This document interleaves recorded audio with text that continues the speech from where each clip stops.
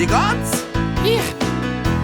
Ist es schlecht? Nein, ich fühle mich super.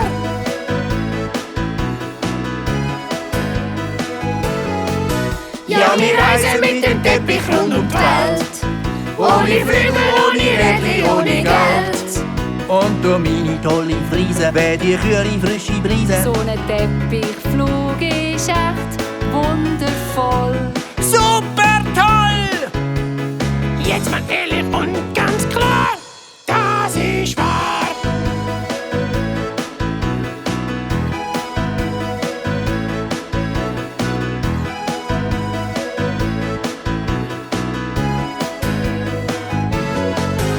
Es ist super, wie das wackelt.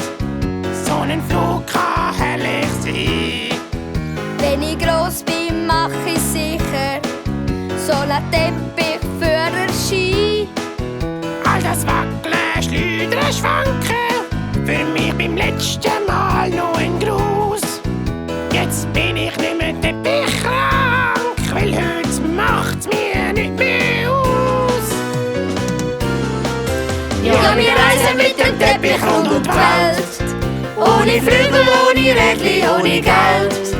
Und durch meine tolle Friese weht eine herrlich frische Brise. Und schon sind wir wieder fast beim Palast. Aufpasst! Dort